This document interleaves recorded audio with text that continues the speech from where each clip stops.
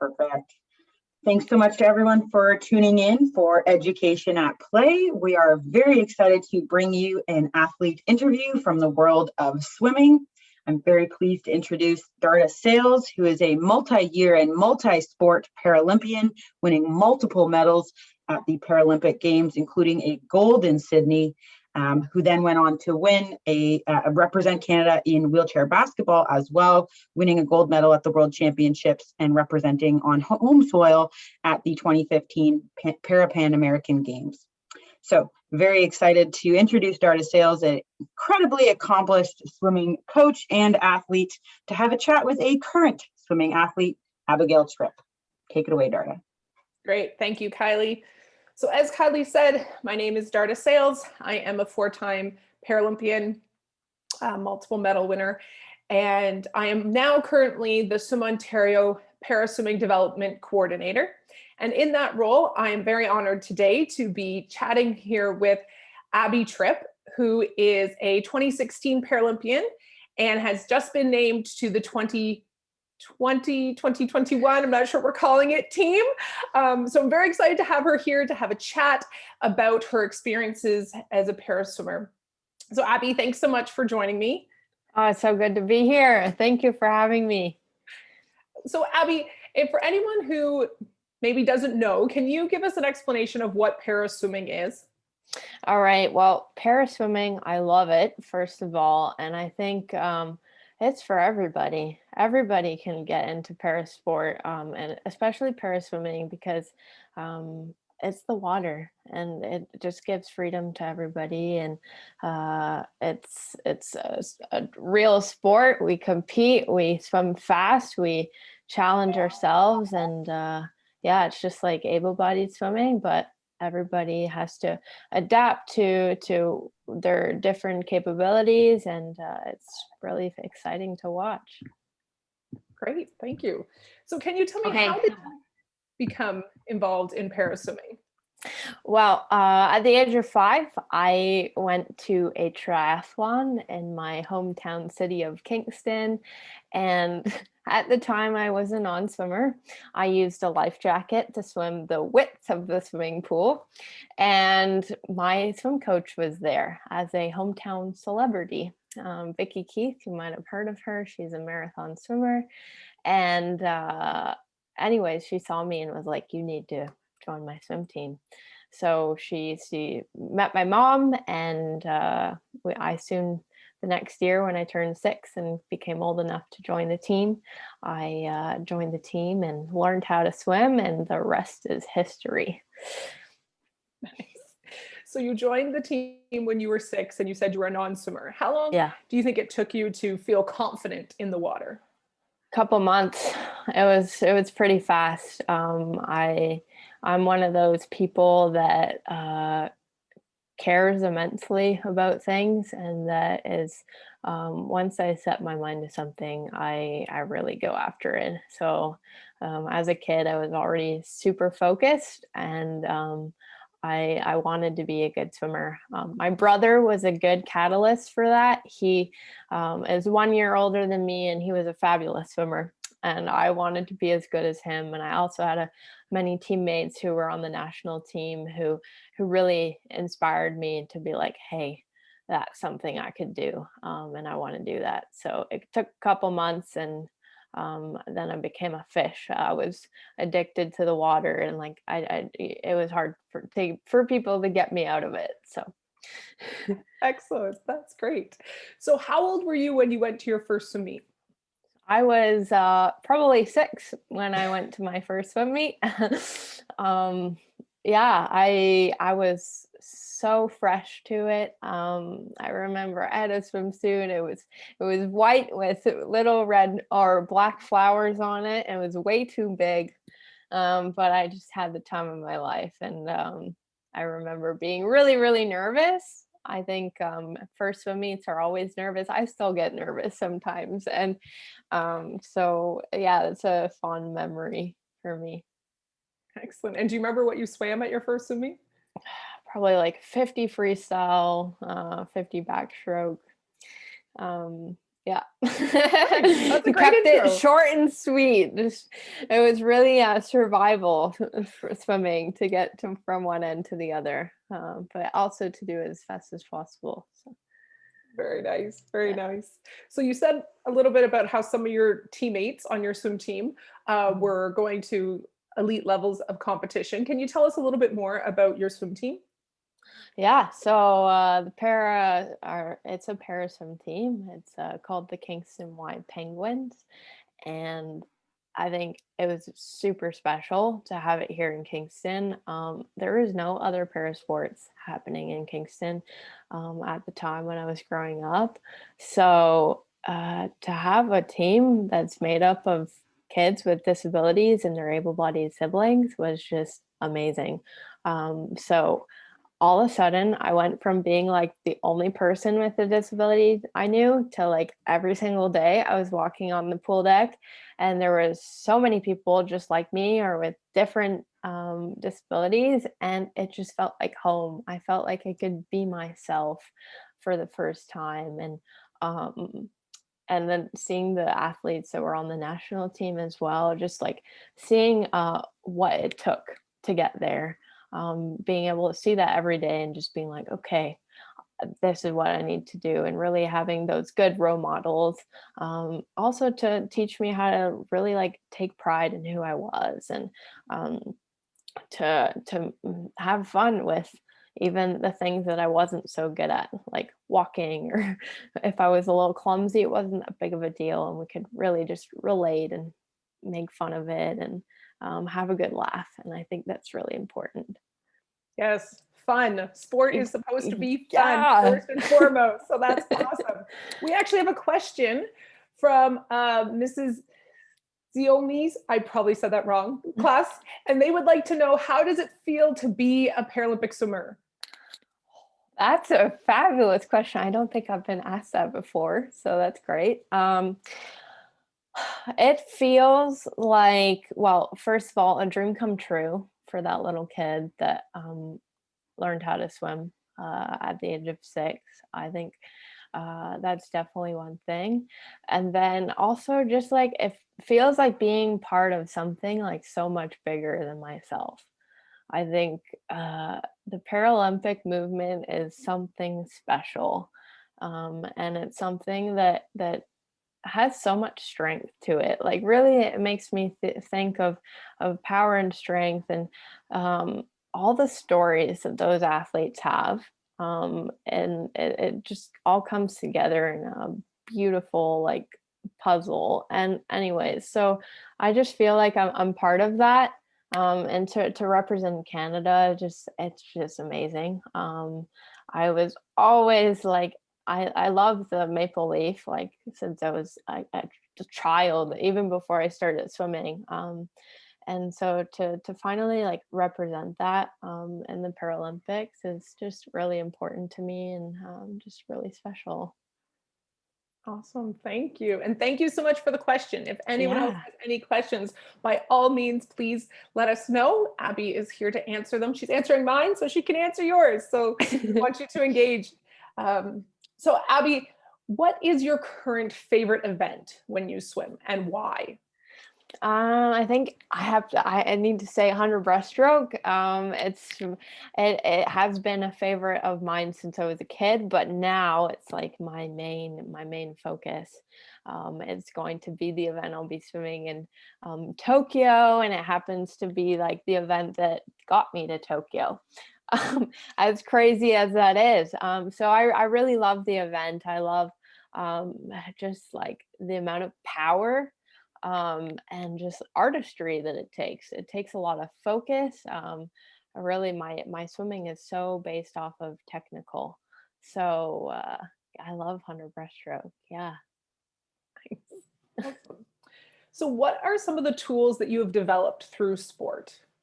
I think some of the main tools that I've developed are um, just patience, being mindful, and just learning more about my body. I've really been forced to figure it out. And one of my physical impairments is called dystonia, and I kind of acquired it, or it developed after Rio.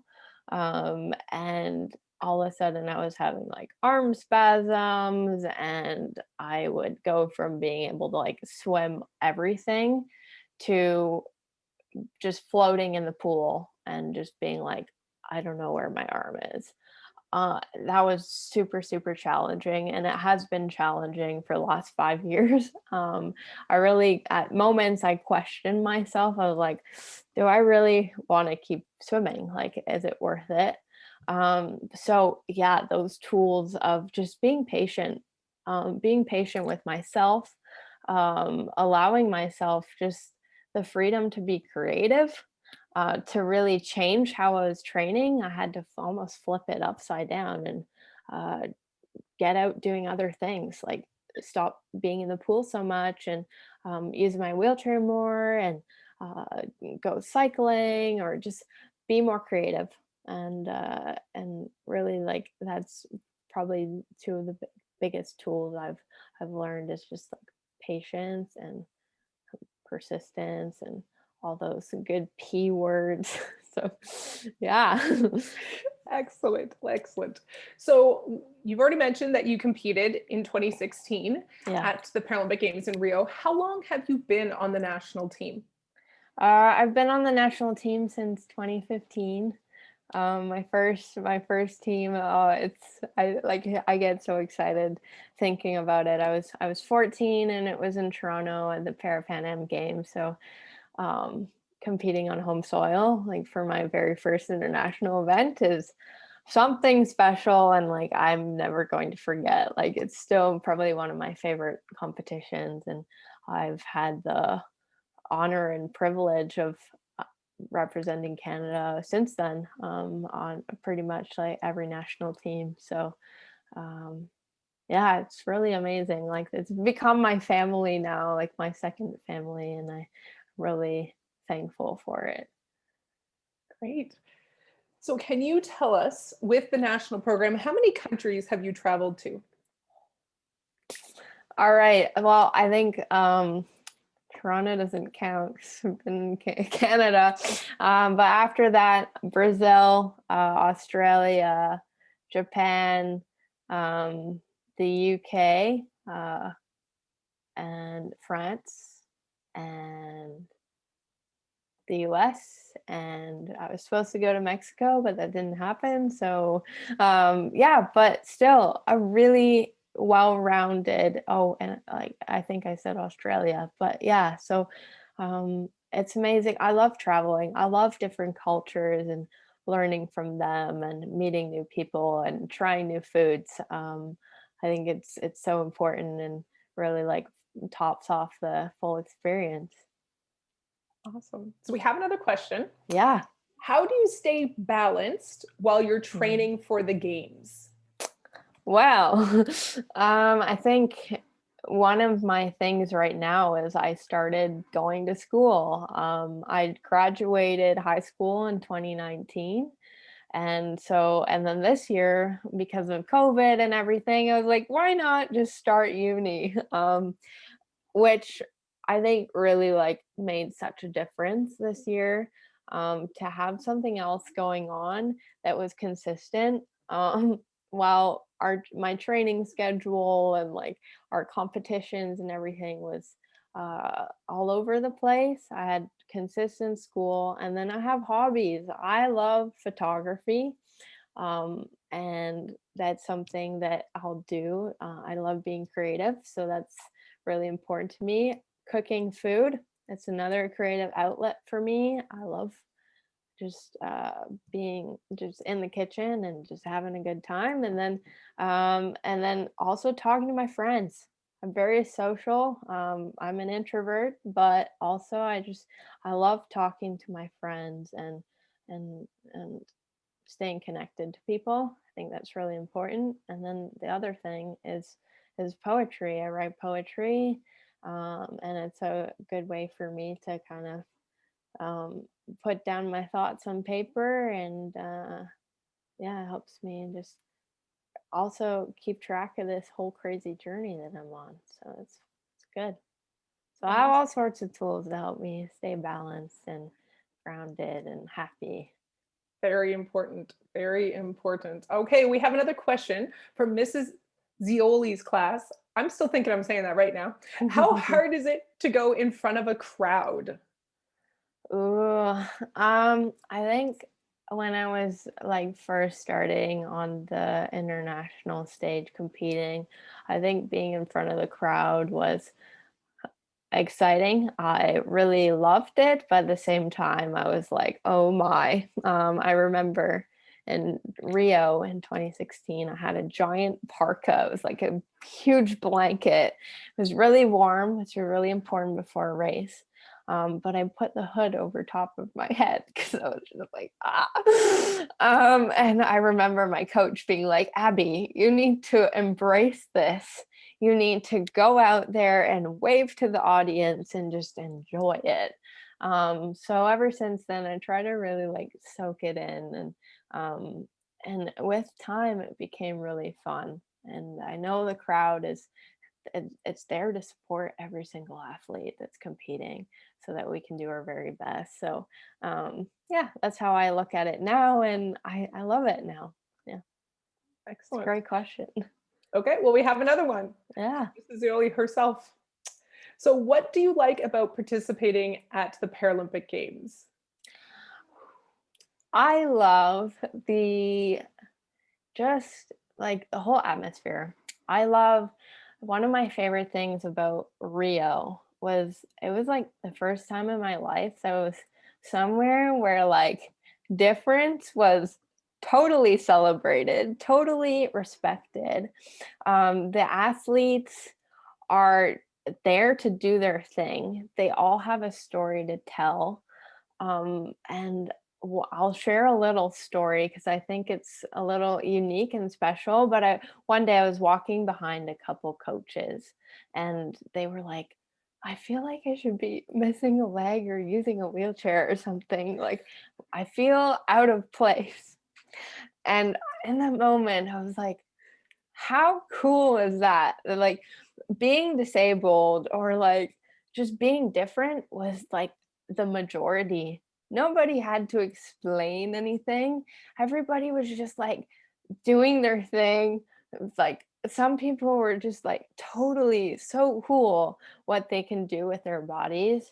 And yeah, I think that was one of my favorite thing about the Paralympics is just like that respect for just the things people do, and just not focusing on like the disability per se, but just focusing on the love of sport and what it brings. Awesome. Awesome. You're bringing back really good memories for me. So, this is Yeah. So, we have another question from Mrs. Zioli's class, and they would like to know what your favorite thing about swimming is. My favorite thing about swimming is the artistry. And I know that like a lot of people be like, what are you talking about? But ever since I started swimming, uh, technical was like the most important part, like controlling every single muscle to do it exactly right. And I think for me, that's been so important. I can't push my body to its limit all the time. Like I'll get spastic and that's not helpful. So I've really had to hone in on just doing it right. And I just love that. And it gives me so much joy. I feel like a dancer, not very agile on land. So um the pool is where I can really like be free and challenge myself and be a bit of a dancer, I guess.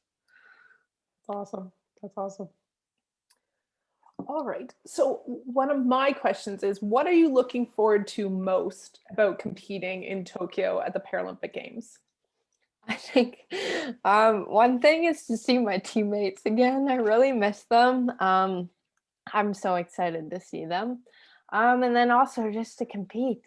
I think there's something special about Tokyo. We have no idea what people are doing. Like a couple people have competed this year and we've seen the results, but for the most part, it could be anybody's race. And I think I'm hoping that um, it will just give the athletes like another chance to just really soak in what, like, how amazing sport is, and like what a privilege it is to compete and do what we do. And I'm thinking that we're going to just have a new appreciation for it. Really just soak it in. Like, it's something really, really special, and it can go by in a whirlwind. But I think one of the things that COVID has really taught me is to just enjoy every moment, and to be present, and um yeah, so I'm really excited to just see people and compete, and I think it's going to be awesome for that. Awesome. So as you are in the preparation stage, the Paralympics start in 70 days. Yeah. So that's exciting. You know the countdown better than I do.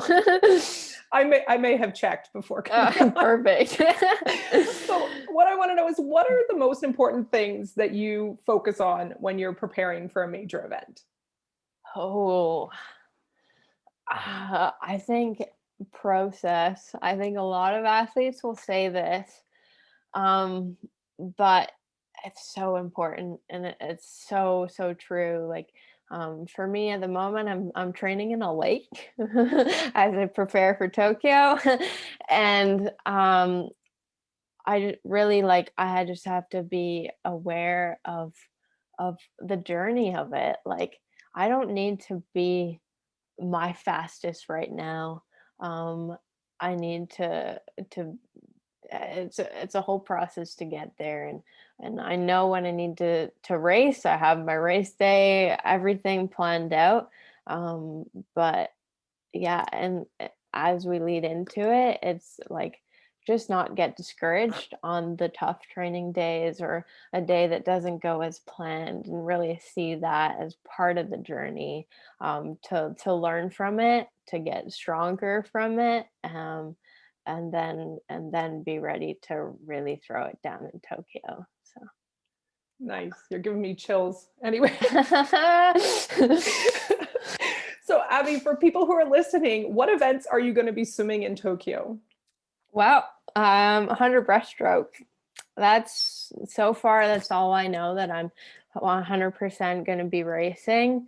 Yeah, and then I might have a relay that I swam the 100 freestyle, 4x100 freestyle 34-point relay at Worlds in 2019.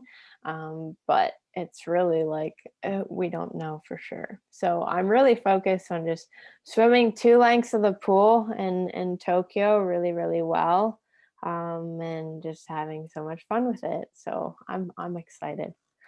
Awesome. And so if someone is looking for you for your race at the Paralympics, which classification would they look for? Yes, I swim in the SB7. So B stands for breaststroke, and so SB7, women's 100-meter breaststroke. That's where I'll be. Excellent. And the Paralympics are at the end of August and into the beginning of September, so people can tune into that, and there will be lots of live streaming happening, and CBC is also going to be showing the games, so people can log into there and check Abby out in her races and cheer her on. While she might not hear you, she will definitely feel the positive vibes that everyone will be sending her way. And so that would be awesome for you to tune in. And the last thing I want to ask you, Abby, is what is one thing that you would say to maybe anyone who's listening today who's thinking about getting involved in sport? Do it.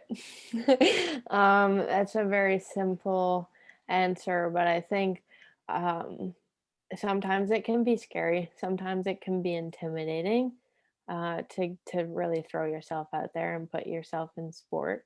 It can be uncomfortable, to learn how to do something for the first time, but it's so worth it. The community that comes with it, the strength that comes from it, of teaching your body something new, the the reward of it, like just mentally being rewarded every single day for giving your best effort and really challenging yourself is so worth it. And yeah, just go out there and do it. And there's so many people to support you along the way, and find those people and just make it happen. Awesome. Well, thank you so much, Abby. I really appreciate you taking the time today. And if people enjoyed listening to Abby's story, we have an opportunity for people to hear more stories like Abby's, or even to catch up with Abby after the Paralympic Games. So we are going to have an opportunity through a program that we are offering through Swim Ontario. And this program is called the Pools to Schools program. And what this program is going to do is it is going to allow students to be introduced to the sport of paraswimming. So we are going to have elite paraswimmers, such as Abby and some of her other teammates, who are going to share their stories and experiences with classrooms across Ontario. So we want to bring the athletes to you. And this is going to happen during the next school year, 2021-2022 school year. And we're going to use the technology that we're all loving now, which is Zoom. We feel that this way, more people can engage with these athletes and have them come into their classrooms. So, and also, it is a free program to any school classroom that is interested. All you need to do is contact myself, Darda Sales. My contact information is on the screen. paradevelopment@swimontario.com is my email address. And I'd love to hear from you if you would like to arrange to have an athlete come virtually into your classroom to share their experiences, their stories. All of the athletes that we have involved in this program have represented Canada at multi-sport international games, such as the Paralympics or the Para-Pan Am Games, and they would love nothing more than to share their stories with you. So if you're interested, please reach out. I'd love to hear from you to arrange a time in the fall or winter when it would work to have an athlete come into your classroom. So again, I want to thank Abby Tripp for coming and speaking today and sharing her thoughts and feelings and her experiences. And we all are going to be cheering Abby on as she competes in Tokyo and represents our country. And I know that she will do us proud. And we look forward to hearing from you again, Abby, in the fall and being involved in the Pools to Schools program. So thank you everyone for coming today. And we look forward to connecting with you again in the future. So thank you. All right. Thank you.